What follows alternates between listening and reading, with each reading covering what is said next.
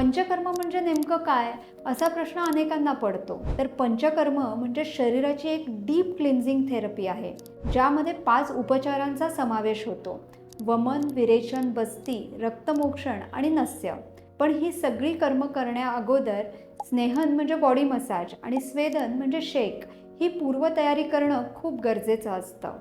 कारण शरीर तयार असेल तर पंचकर्माचे फायदे चांगल्या प्रकारे मिळू शकतात. आता पंचकर्माचे फायदे बघितले तर त्यात सगळ्यात महत्त्वाचं म्हणजे शरीराला नको असलेल्या साठलेल्या गोष्टी, इम्प्युरिटीज, टॉक्सिन्स शरीराच्या बाहेर पडतात.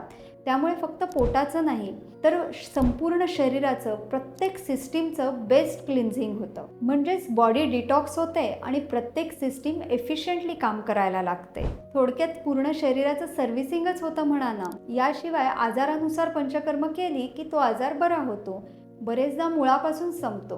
तसंच शरीरामध्ये कन्स्ट्रक्टिव्ह चेंजेस होतात, पोषण सुधारतं आणि त्यामुळे आजार परत परत उद्भवत नाही. त्यामुळे प्रिव्हेंटिव्ह थेरपी म्हणूनही पंचकर्माचा खूप उपयोग होतो.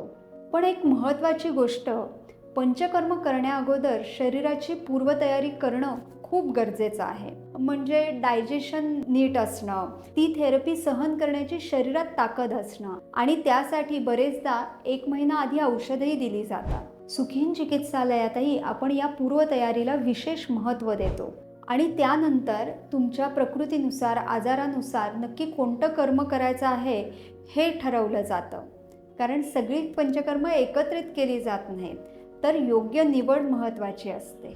याशिवाय मसल पेन कमी होणं, स्ट्रेंथ वाढणं हेही फायदे होतात. आता पंचकर्मातले 5 मुख्य उपचार. वमन म्हणजे उलटीवाटे टॉक्सिन्स बाहेर काढणं. विरेचन म्हणजे जुलाबावाटे इम्प्युरिटीज बाहेर काढणं. बस्ती म्हणजे एनिमा देऊन संपूर्ण शरीराचं क्लिन्झिंग करणं.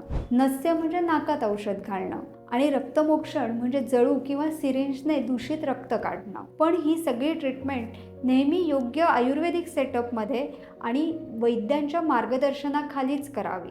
याशिवाय पंचकर्मामध्ये काही उपकर्मही असतात. उपकर्म म्हणजे काही स्पेसिफिक कंडिशन्ससाठी लोकल ट्रीटमेंट्स, जसं झोप न लागणं, मायग्रेन, काही मानसिक तक्रारींसाठी शिरोधारा, गुडघे दुखणं, फ्रॅक्चर, लिगामेंट इंजुरीसाठी जानुबस्ती किंवा जानु वस्त्रलेपन, हृदयाच्या तक्रारींसाठी हृदबस्ती, कंबर दुखणं, सायटिका, स्पॉन्डिलोसिस यासाठी कटिबस्ती, डोळ्यांच्या तक्रारींसाठी तर्पण, पोटाच्या तक्रारींसाठी नाभीपुरण, पादाभ्यंग म्हणजे फूट मसाज, शरीरातली उष्णता आणि जळवातासाठी, पॅरालिसिस सारख्या आजारांमध्ये पिंडस्वेद आणि याशिवाय लक्षणांनुसार लोकल मसाज आणि स्टीम थेरपी दिली जाते.